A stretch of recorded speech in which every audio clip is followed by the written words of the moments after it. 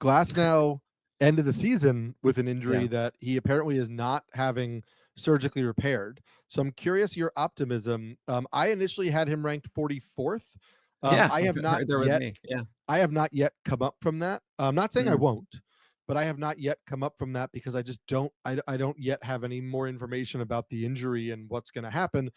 And so why did you make that jump? Glasnow, I had him right where you did, around 43, because I didn't know if the elbow injury was still a thing. I just assumed that he wouldn't be starting opening day, or at least Sure. not being involved at that moment. And now that he is, I think we just gotta kinda treat him like he did the last year. He did exactly what we expected him to do, about 135 innings, which was great.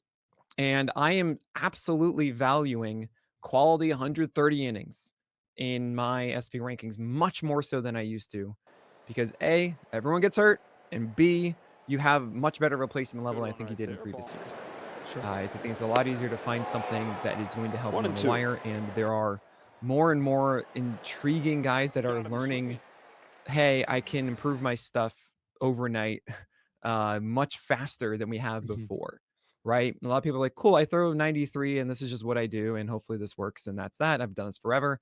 But you have a lot of players that are just so receptive to pitch development and approach that you see guys just kinda wake up when they make a change, and all of a sudden, "Whoa, this guy's not going on a run all of a sudden because of that." I think it's opening the landscape, which means you have to emphasize the elites more so without the fear of injury and risk. And let's be honest, guys, Glasnow, like 35% strikeout rate. Still, the slider is one of the best pitches in baseball. Got a He chase. One throws and really one. hard with absurd extension and has this crazy, like all three of his pitches are a 27% plus put away rate, which is nuts.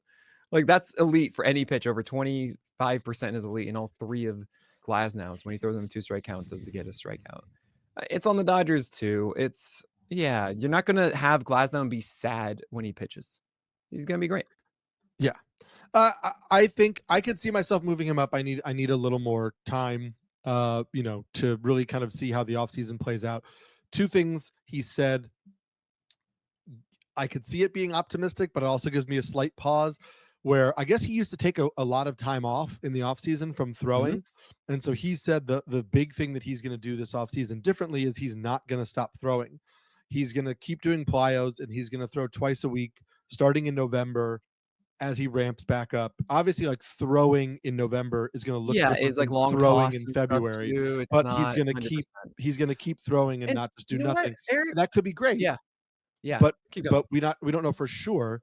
And the other thing is that he referred to himself as quote pretty much fully healed. And I'm like, what does that That's mean interesting. though? Like Yeah, pretty much fully healed is a weird, it's like a little too vague for me in November to sure. make a big change. If we see him start to like if we get reports that he's, ramping up and throwing well, if he arrives at camp with pitchers and catchers and he looks like he's, feeling even remotely close to his normal self, I could see myself bumping him back up.